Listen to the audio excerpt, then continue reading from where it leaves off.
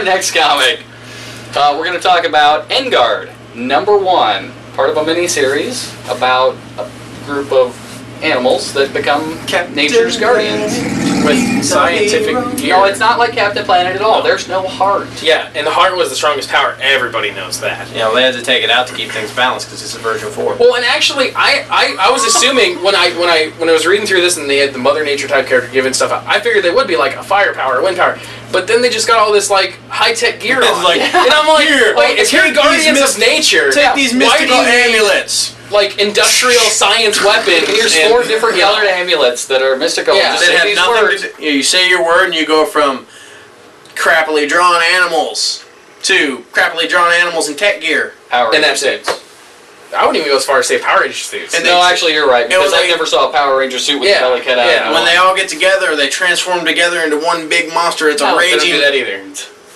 they don't do that either. We'll see. But no, this is actually the only comic of the review other than Strawman that I'm just like.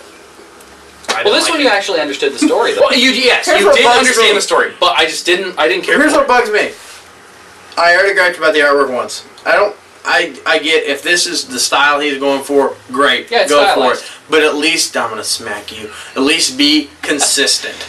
You've got 2 pages side by side, the big transformation page. We're expecting something other than tech gear because they're nature now. Yeah. And on this page, the biggest one I can point out is the big bear-looking guy. He's like, and he looks fairly well drawn for that style on this page. You know, got his teeth showing, this his is tongue, before and costume change. This little thing, his nose is like right above his lip. The next page, it's the exact same pose. He could have seriously just redrawn it and put different clothes on him.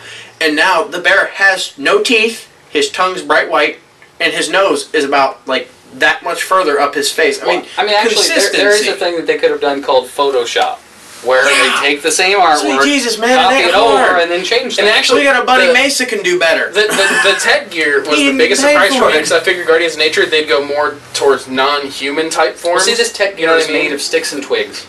Whatever. And leaves. But this is reinforced Kevlar plant. Wouldn't you think they'd go more towards a more primal form rather than the... Maybe the tech gear was all made of recycled goods.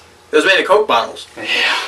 I don't know. It's a good thing there's nobody on this team that's a turtle. We just got things like raccoons, squirrels, bears, and stuff like that, because if there was a turtle, I'm telling you, he'd have got his neck stuck in the little 6-pack holder. No, I think somebody suit turned into. Anyway.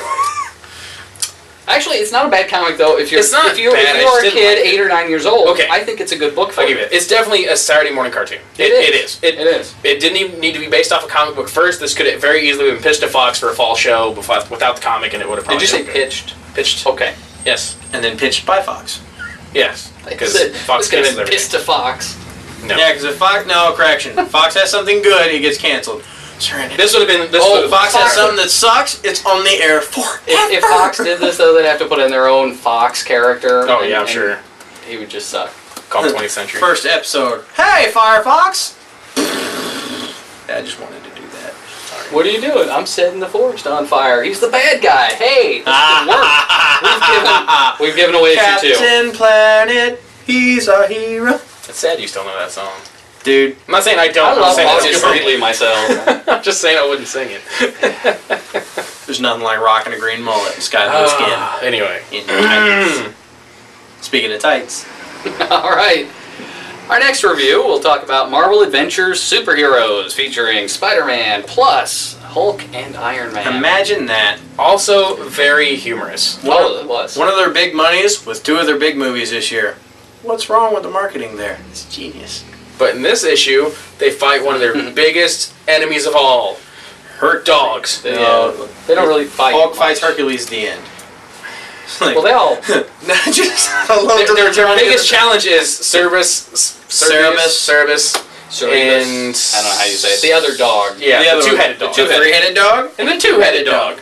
That Hulk punches to get them to calm down. Dog! Now, you guys got on me earlier for not doing my research. Well, that woman that invited them to the dog show, I actually researched her name, and she's not a real person. I thought maybe she was really like head of some dog shows, but no, not a real person. Wow. Google comes up with nothing. But no, very entertaining. Go to Wikipedia, they're accurate.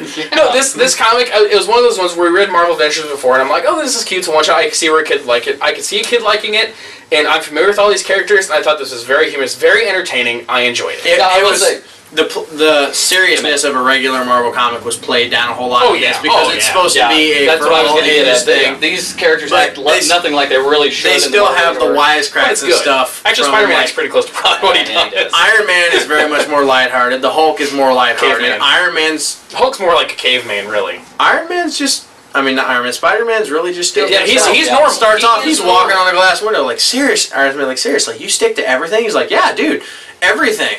Stick to the Hulk. Give him $1 million, you can stick to the Hulk. But no, I thought it was very entertaining. Spider hanging from your friend, your arm, good sir. Have you guys ever been to Marvel.com and seen the I haven't. Keep talking. Okay, I haven't. There's a series of videos that they have on there. It's computer-generated videos of the Hulk, Iron Man, and Spider-Man teaming up in a big team-up like comic book adventure, and it's very reminiscent of this. I think that could be like the precursor to this book. Cool. Check it out if you ever. Like I said, I can see where a kid could like it. I can see where an adult could like it. It was good. I wouldn't sign on to it. Don't go into this thinking it's heavy in continuity because it is not. This deals nothing with Skrulls invading, nothing at all. But it's fun. It's a lighthearted. And Hercules in the back. Well, that's what Hercules is like. If you read the Invincible. No, Hercules is very accurate from here to there. See, I don't read much. Like in the Incredible Hercules right now, he's still. Did I just say Hercules? Hercules. All right, in the Incredible Hercules right now, he's still the man whore that he is in this book. I feel bad for the. You're making that one you showed me the other day. Hercules at the end of the comic, he staggers out. Not this one, the one we were talking about from there. Zounds! She-Hulk just sexed me. I feel so used. Exactly. She just ran off. So the Hercules in this is accurate. Not that much different. So I guess if you're a Hercules fan or a Spider-Man fan, this fits right into what you're used to reading.